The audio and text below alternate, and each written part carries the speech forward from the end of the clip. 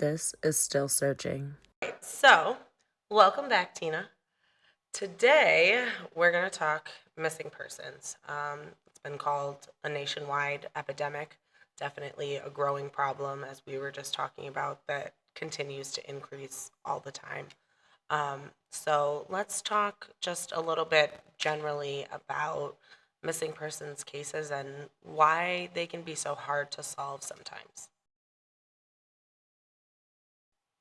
Okay, so missing persons is the same issue as it is with cold cases. So there's only so many cases that can get solved per year, and then it starts accumulating, and it becomes more of a problem. Now, when it comes to missing persons, it's really interesting. People think that something tragic always happens. But usually, most of the percentage of people that go missing do not want to be found. So most people are runaways, or they're throwaways, or they're trying to escape something negative or adverse living conditions. Um, you have illnesses, people getting lost. The people who truly something may have happened to them is about 1%. Wow. Yeah, it is only 1% of the missing persons. So if you have about across the nation, like 350,000, only 1% of that is people going missing under suspicious circumstances. I think people would be really surprised to learn that only 1% kind of foul play is thought to be involved or it's Or something suspicious. nefarious has happened. Yeah. Yeah, and it really is a tough call for police to, make a determination if they should do something. And it's really interesting when you look at that is because, people get upset at the police and they say, why didn't you do something right away? My child's missing. But police, they only have so many resources. And if there's only a 1% chance that this child has gone missing, or of course adult, and there's no reason to really look for them, they try to make that discretionary call. And they say, no, we cannot invest our resources in it because it's only a 1% chance. 99% of the time, either the person doesn't want to be found or shows up later on. Right.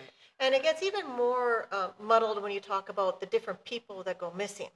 And there's always that age range when you talk about adolescents, 18 years of age, or even earlier, to 22. Well, they are adults and they'll probably come back.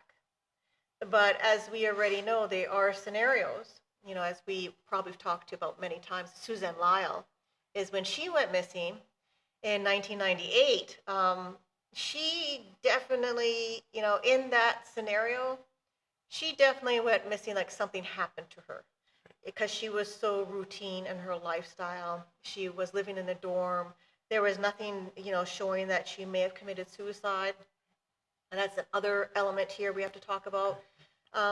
There are different levels of people committing suicide, or not committing, that means you're successful, right? Attempted suicide. Yeah.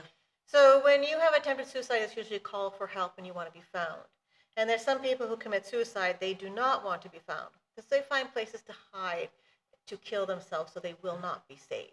So that's another compounded element when it comes to people who go missing.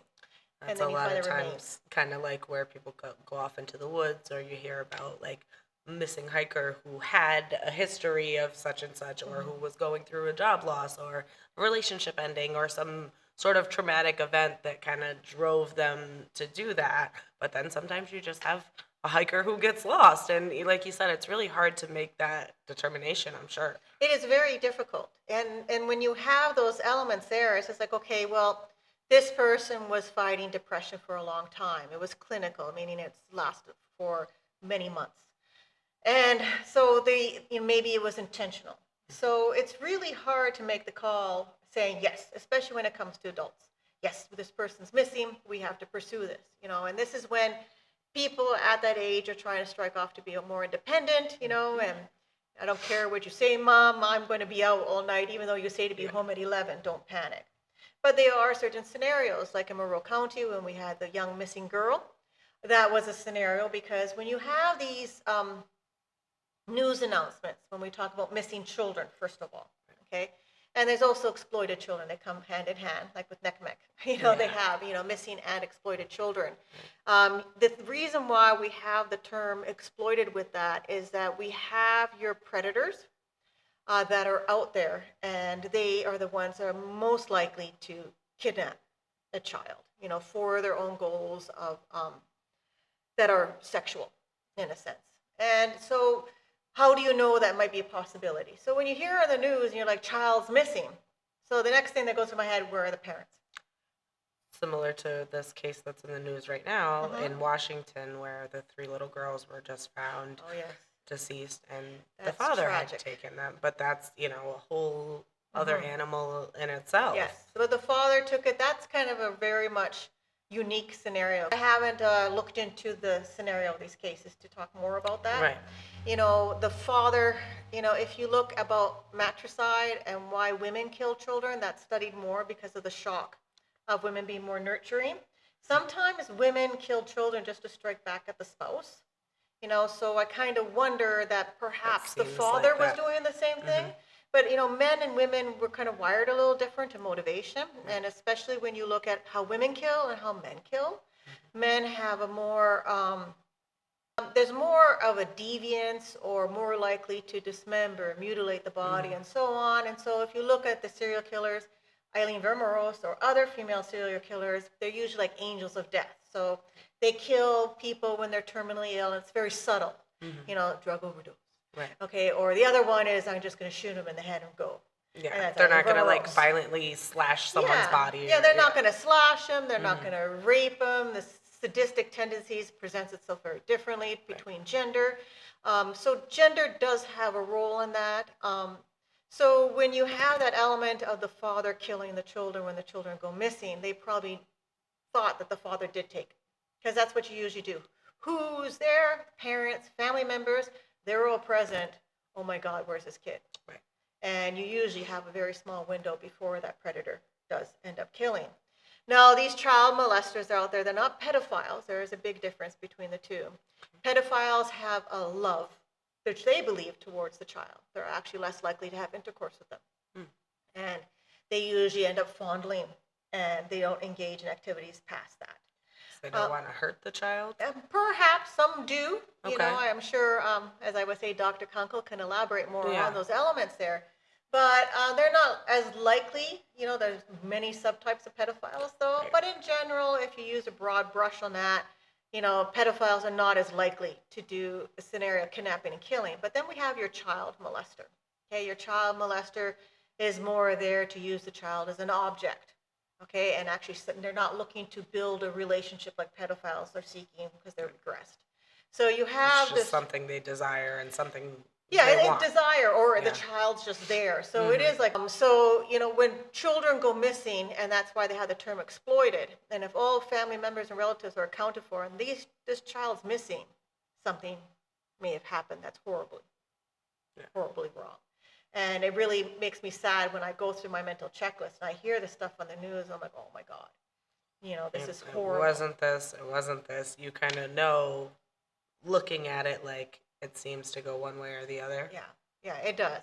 So when you have those different scenarios of why people leave, some children, they usually get abducted by family members. As I talk about these sexual predators out there, still a small percentage. Yeah. You have to remember that. It's just like when we spoke last time, you're most likely to suffer from schizophrenia than get killed by a madman. Right. You still wonder, I still, It can still happen, but Yeah. the odds where Yeah. people think like, oh my gosh, they're right around the corner, or I'm sitting next to one on the train, not very likely. Yeah, but you still worry, Yeah. like even with my son, I said, oh, I'm messing my son up because I worried. I still remember he was in the shopping cart in a grocery store, and he's sitting there, and you know how you wander off to get vegetables and that, and you keep an eye on your kid, Oh my right? God, yeah. And then I hear my kid, and somebody just walked by me and goes, "You can't take me." I'm just like, uh-oh, I better scale it back. No, you trained him right. But you have all these horrible scenarios that go in your mind when you're learning this stuff, because you have to get to know the predator most to understand the crime. Right. And actually notice, because there's humans, we're rational, we're emotional, and there's many different ways we approach things, right down to harming another individual. So you have to know this. This doesn't mean that I am a sick individual. Right. No, Right? it's more of a knowing to understand. Yeah, to understand and also to assist. Like, Dr. Kunkel and I have the Criminal Investigation Resource Center. We're using what we know to be utilized as a tool for law enforcement. Well, and I think that's an important point because, you and Chris have your expertise. Most law enforcement doesn't have those, hasn't done what you've done or hasn't studied what you've studied or as intensely. So to have that understanding of why and how and who could have possibly been a suspect or, what could have happened, I think that's invaluable It's a different skill perspective. set. Yeah. Really, I won't take anything away from the police No, because definitely the not. police, they know their community. They know the people. They know this stuff at a whole certain level. And they know what happens where. Yeah, know. I would say, I give greater respect to the practicality of what police do day in, day out than Yeah. what us academics do. Hate to say that, but No, but I it's do. a totally different, It's a different slant, but it is like they're like in the trenches. yeah, right. boots on the ground. Yeah, They're exactly. out there. And we're there. We're offering ourselves as a tool, but by no means are we looking to be in the trenches. Right. There's a lot of convoluted issues, of course, legality with it, but we're not. We respect the police, the things they do day in, day out, and it's unfortunate they're not revered as the heroes they should be, because they do a lot of good out there in the community, Right. and our interns see that. Yeah. And they're very much impressed. Like, I'm losing a lot of my interns this year to Graduation. police departments. Oh, No, wow. police departments. Like, and when I say losing, like, I was excited. Like, one was going to go to grad school. Mm-hmm. I'm like, great, I have her for 3 more years as an intern. But she goes, no, I want to be an Albany police officer. I'm like, damn. Like, Oh, they're going to be very happy with you. yeah. Or the other ones are and ready going to sending Colony. those, right, yeah, sending Yeah. those trained where they're going to have boots on the ground and that The mental, knowledge or understanding how to approach things, but things also will change. They'll be also shown With in their different experience. approaches Yeah, to experience absolutely. it. So it is really interesting when you talk about those elements, and it's all about when you talk about a crime is multifaceted. It's not just only one person goes, that's my crime, and only me can understand it. That's not true. Right. Everyone brings something to the table. Yeah. Definitely. But back to the missing persons, though, as we're talking about children, missing exploited children. But then we also have, like I mentioned with Suzanne Lyle, she disappeared out of nowhere. And there's no reason why she would have disappeared. And then when you have that element there, it says, oh, she wasn't suicidal. And she kind of had a stable life and extremely routine. And then you kind of go, oh, she's routine. But then you got to look at it. Her routine lifestyle could also make her open to a stalker, that may come into play, who was watching her, knew what time she would come to the door. So there's lots of interesting things. Like, this is an example. Every case has its own tailored individuality that makes you more likely to be victimized, but it doesn't mean you shouldn't be routine.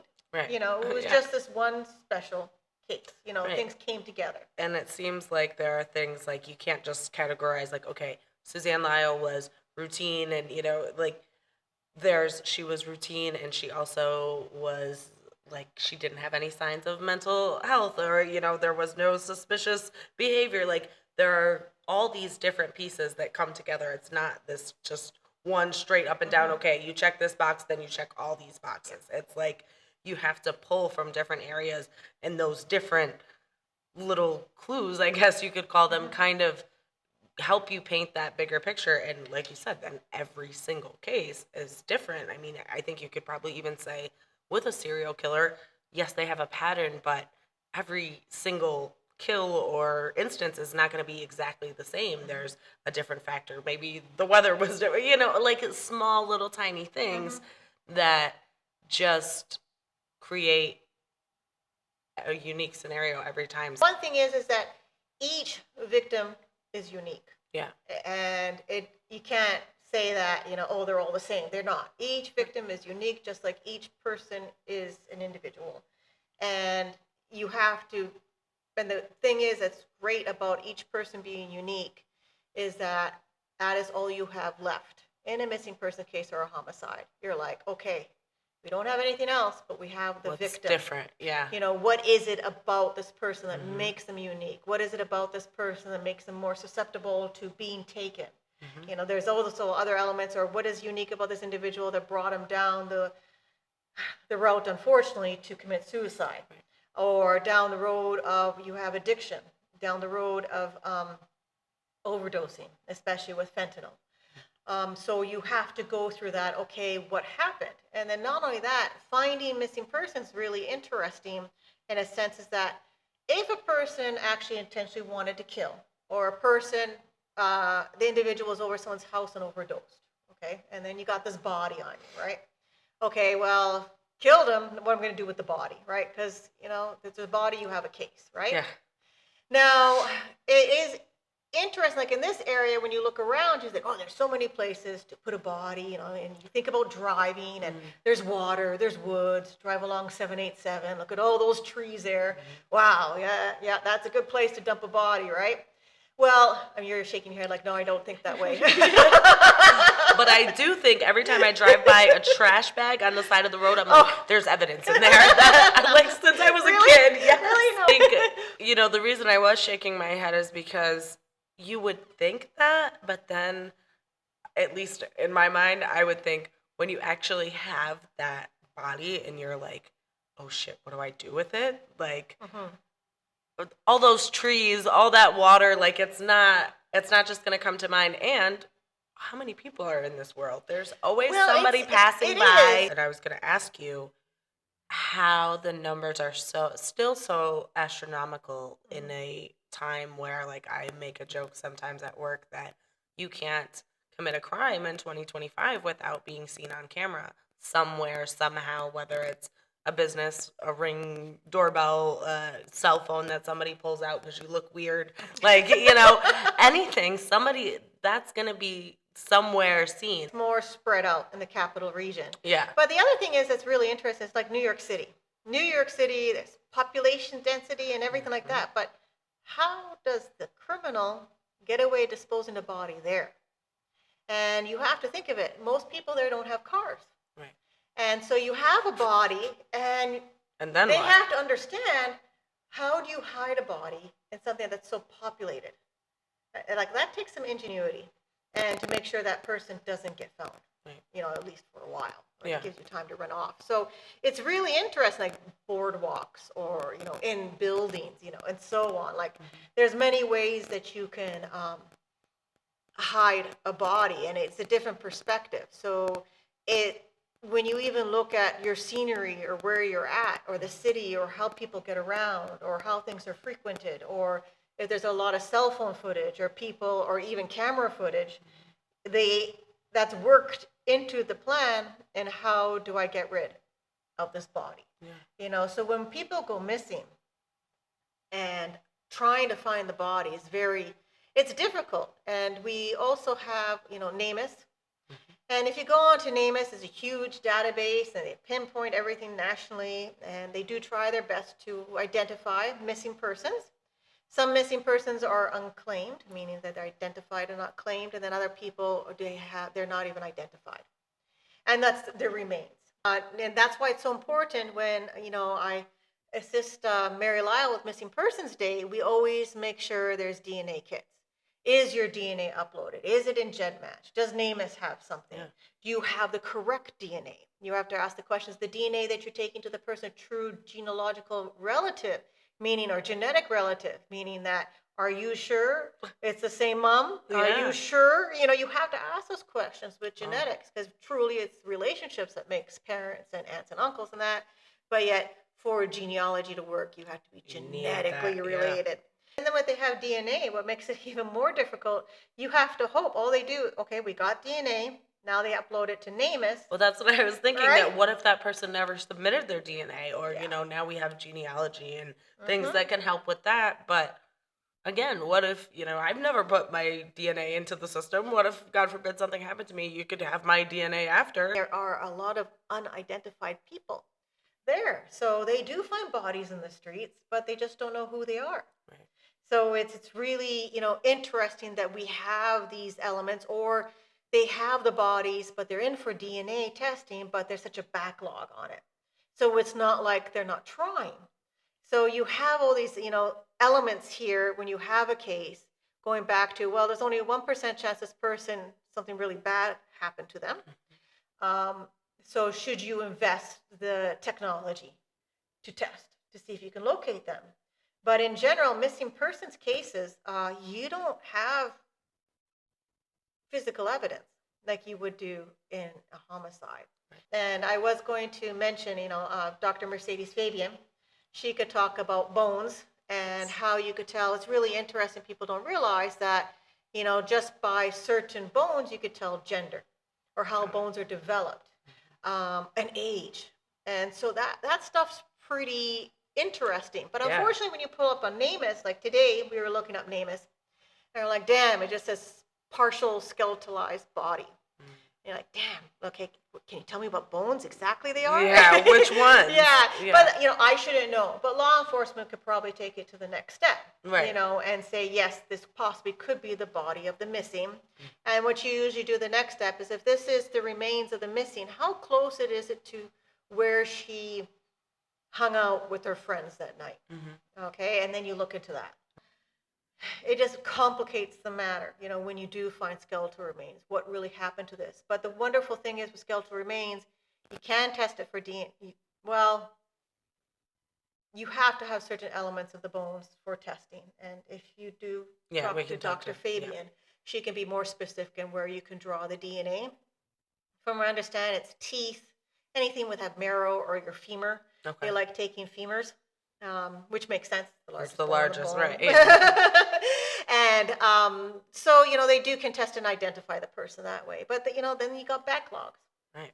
So it's And really like you difficult. said, it's kind of determining that, not priority, but what needs to happen first and which is more pressing to get an answer on, and that's gotta be hard to determine. It is, and then Right, and how sometimes it seems like it would be hard to determine, even if you do find remains, obviously there are some things where it's like, okay, this was obvious foul play and something happened to this person, but, what if all you have are bones left and you aren't able to tell? And then, okay, well, we found this person, but we still don't really have any answers. if there's a trauma on the head, you'd be surprised how easily your skull can crack and lead to instant death. And you'll see that. And then definitively something bad happened to this person.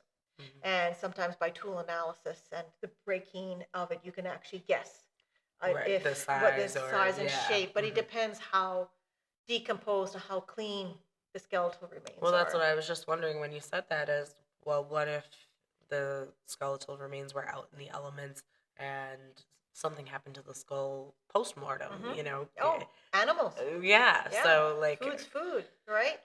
Unfortunately, yeah, predation, the scattering of bones, you can have the whole body, but, things are dragged. right. And you have to have some common sense to it. Because right now, I know there's a big thing on the internet, people saying that serial killer with skeletal remains. Yes. If people knew how many skeletal remains are out there, Yeah. Well, it's interesting. Even recently, they found some, and it's like, oh my gosh, skeletal remains, and then it's like, no, they were from a grave from like the 1800s. Yeah. It just didn't get moved over. Like, there's nothing suspicious. Like, there They're are bones everywhere. out there. Yeah, Yeah. like, Even, Dr. Fabian today, she was saying, there's someone in the news, they said that, they found a mandible in their yard.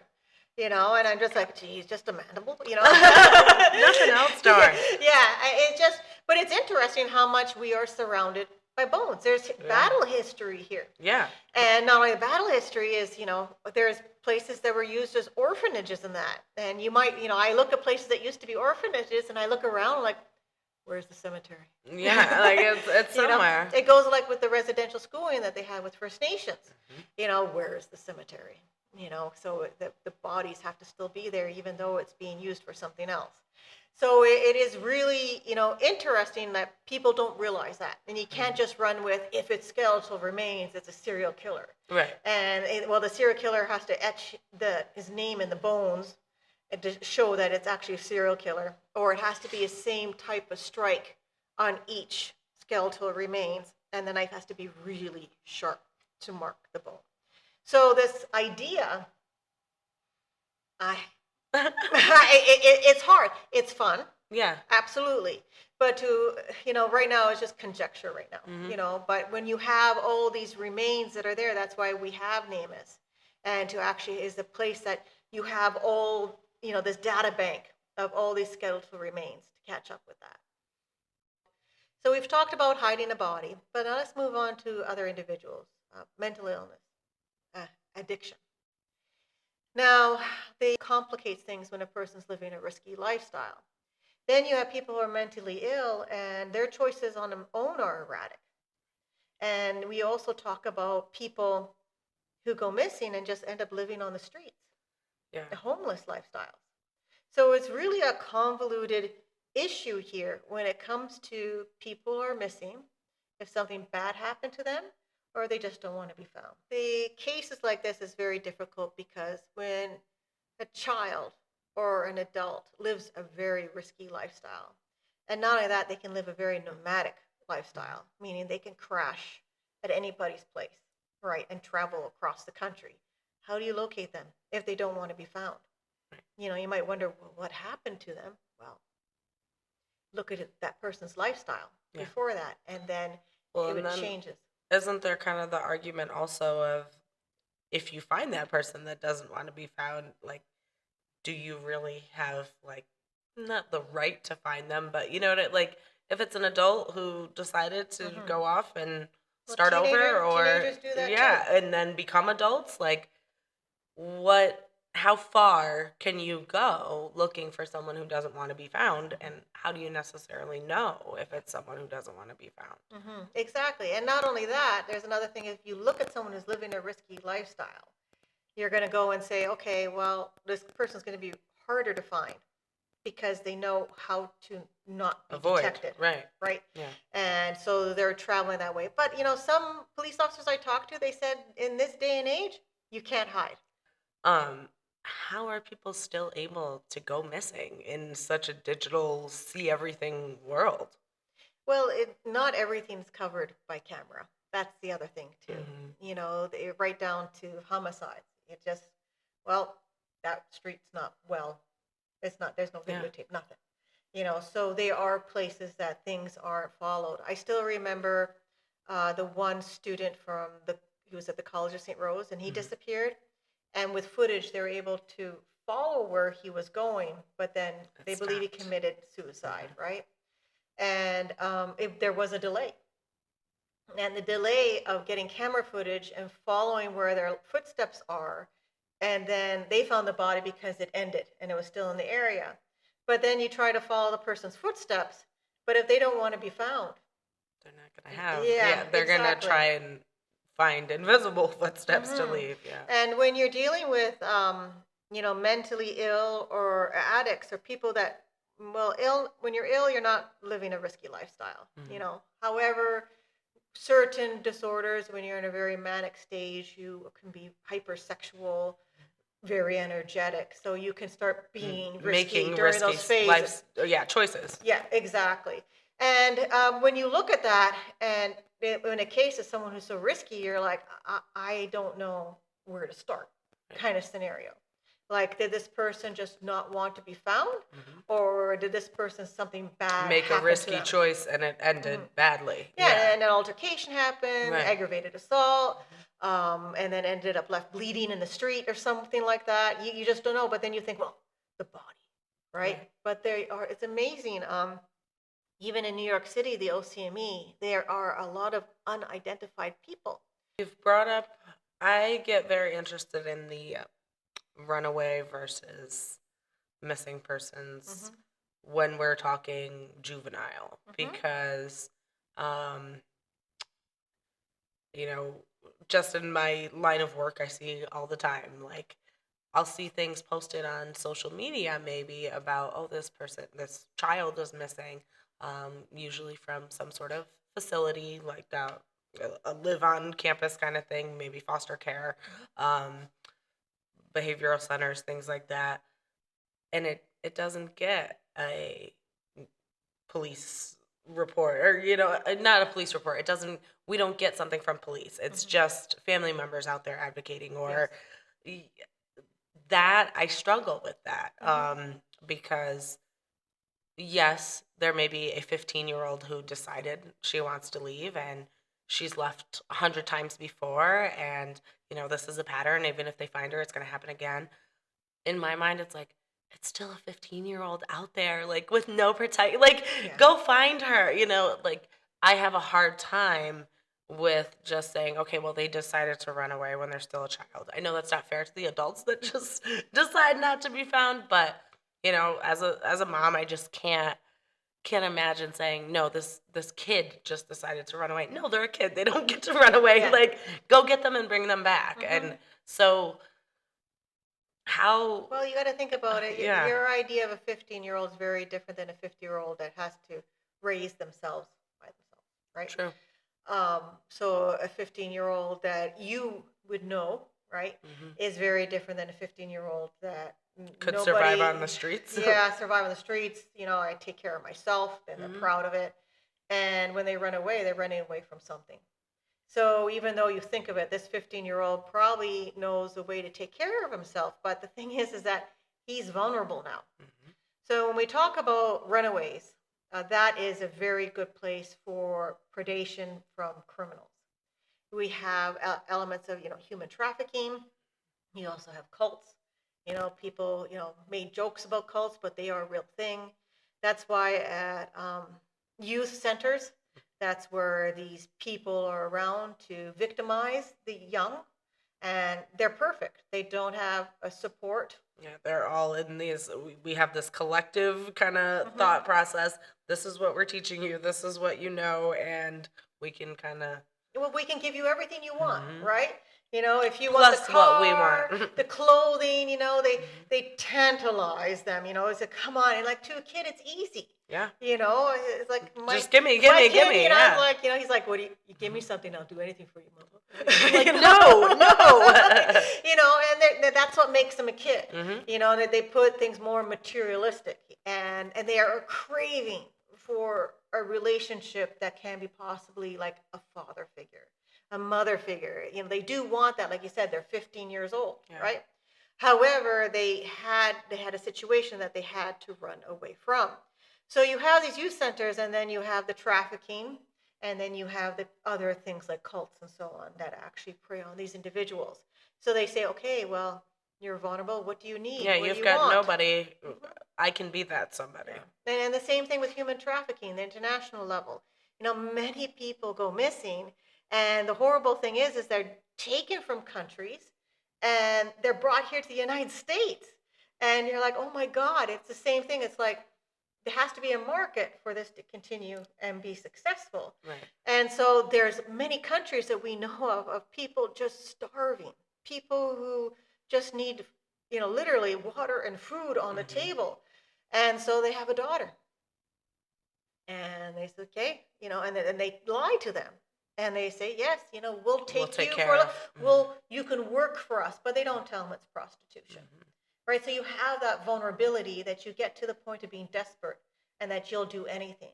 And also when we talk about the runaways living on the street, so we talk about larger things, human trafficking, cults, these destructive cults, these organizations that draw adults and children worldwide because they're preying on the vulnerable and trying to take advantage of them. But then you also have on the lower level here,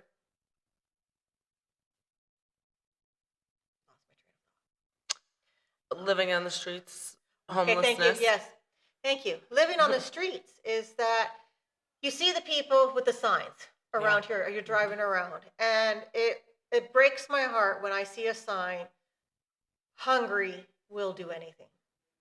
Okay, so it's prostitution. And when you get desperate, you might today say, no, I would not, but you don't know. You haven't been there. And you will get to a point, if in that situation, that you will do anything to survive. Yeah.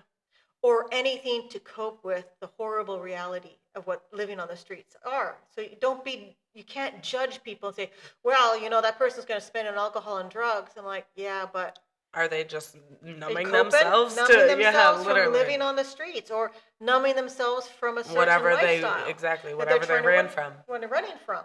And it's really, you have this phenomena of people going missing, people on the streets, and then the runaway, nobody understands that male runaways are more likely to prostitute themselves than females. Wow. It's a greater problem. Do we talk about it? No. It's because it's a boy. Yeah. It's male. He's It's, strong. yeah. He can handle it. Yeah, or Yeah. it's kind of like taboo. And then not only that is that they do not intentionally, I'm sorry, but they do service other men. So you have this part here. Sense of secrecy and It is. It's not secrecy. It's just I think people in general, depending on who you are, okay, have a hard time kind of swallowing that. No. People will prey on the weak. I hate to say that, especially if you have that mindset. And it's something that you have to do is prey on the weak, because it's just like we all watch, and I think if my students listen to this, they're going to laugh because I talk about animals, okay? When you watch the documentaries of Savannah, right, and the lions, and the female lions, right? Yes, they are the beasts. Yeah, just that's right. In case you're wondering. Yeah, but don't go there. That we feed the men, right? But anyway, while they lay around on the rock. Yeah, but they have that, and the female, they're not going to go like look at the antelopes, right? And they're not going to go, I'm going to take that strong antelope right there. I'm going to bring him down. Like, they're not going to do that because they don't want to get hurt. Right. Okay? Because, we're rational beings. If we want to victimize someone, we'll victimize someone that we believe that we can get it done. Yeah. Right? And it's also the same thing in nature. Now, this is natural in nature. Even antelope, there's some antelope that when they see lions and the lions are going, which one? Which one? The antelopes won't run. They'll end up doing an exercise of jumping as high as they can. And they're basically going, you can't catch me. Look how strong I am, right? Yeah. So, you got to remember is that as horrible as it sounds, bad people are people too. Yeah, no, they are. They have that human instinct. Exactly. If it's profiting or taking opportunity on the backs of runaway and people trying to escape life, but then get into somebody else's horrible trap, it just comes hand in hand. Unfortunately, no matter, as I said last time, doesn't matter what it is, the goals are the same, but the way you go about it is different. Right. And so when you talk about runaways or people trying to get away from adverse lifestyles or people who are enjoying risky lifestyles, right away you're like, that's vulnerable. Because if you say, someone told you, okay, I want you to beat somebody up tonight, are you going to beat up a drunk or are you going to beat up somebody who's sober?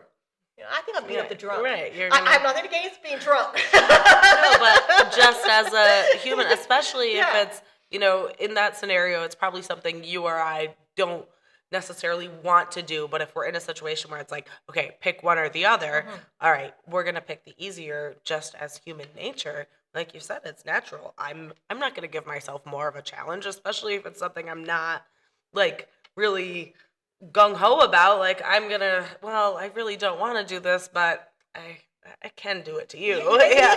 And that's what you would logically pick. If you need to get something done, we always find the easiest path. Of course we have sayings, the hardest path is more rewarding, true, but that doesn't come with criminality. No. It's very straightforward, because then we can get into the whole complexity of detection and MOs. But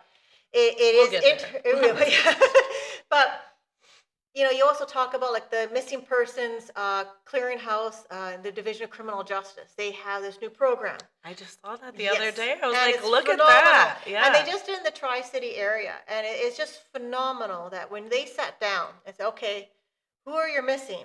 And they're vulnerable kids too, right? The vulnerable. And then they actually had people there that specialize in cyber forensics. And they were able to find 60 missing around there. And it's phenomenal. It's all about having all the resources there in one room. And it's like a gigantic think tank. And they locate the people. But my question is, I'm curious, I think did you're they want to be question. found? Yeah, I was going to say, that's found? my same question, because when that news came out, it was just mainly a number. There weren't, and I understand privacy and juveniles and all that, but if it was anybody like not high profile, but if it was any of these, oh my gosh, this kid is missing, like we need to find them, that would have been shared. So for me, it seemed like it was a lot of people that were choosing not to be found. And it was kind of like, aha, look, they're right here. We just, we didn't have the, or didn't sit down because they're living a risky lifestyle. And the police, as you got to prioritize, since it's only 1%, right? Say, don't think this person wants to be found. Or I don't think this person met a harmful demise. Yes, exactly. And there are police that do say some missing. They say, yes, I believe that person's killed. Or but we believe that from understanding the people involved, it would be next to impossible to find her body. And that's tragic too. I did find, talking about dumpsters. Okay. Things I talk about each day, right? I found out that's really interesting. New York City, in their dumping system, is that they would find a body. There's no such thing really of bodies disappearing in dump sites. Yeah, that's pretty interesting, isn't it? Yeah, the way the system and how they sort through the trash, they would find a body. But that would make sense of why there are so many unclaimed or unknown remains in the city. Well, actually, the one officer was joking around. I don't remember the location, but he said by the old organized criminals, right? He said you find skeletal remains all over, the dumps, the garbage dump, right? Yeah. Because that was the way they did it, right? It really but did I'm it. sure for a long time they didn't have that sorting system. Those kind of things now they're paying attention. You're like, okay, we got to step something there's up. Bodies in there. But then people told me it could be just talk, right? That the organized crime owns the garbage. I don't know. That's a long-standing rumor. But that would be a good. It would make sense, right? Yeah, and it would. Yeah. And okay. Anyways, we got off tangent here. So, anyways, back to this initiative. I think it's great, but you wonder, did they want to be found? Right. But the thing is, I still remember one of the police officers. He was saying that a lot of these children were vulnerable, and then how I told you the scenario, the predation on the vulnerable, and that they actually rescued them from those scenarios. Wow. So that terrific. Also makes sense of why identities were held back because of victim. Exactly. The thing that comes with risky lifestyles is that you are a victim, but you are also the offender. So you experience both sides continually. And it's a very tough lifestyle for anybody to make any judgments. I can imagine the mental taxation that would be just on the individual of, am I a victim or am I wrong here? Am I doing the wrong thing? What you're doing is what you'd have to do to survive. Right. And, we talk about tolerances, or people talking to their friends in high crime areas saying, I had to turn some tricks this weekend. And the other person beside them like, yeah, I get it. There's nothing and about for it. us, For us, it's like, oh my God, why did you have to do that? Like, are you okay? Can I help you? But like you said, for some people, it's... Mechanism. And the other thing, when you talk about not having a support mechanism, there's also a large percentage of the homeless are also moms escaping domestic violence scenarios with their children.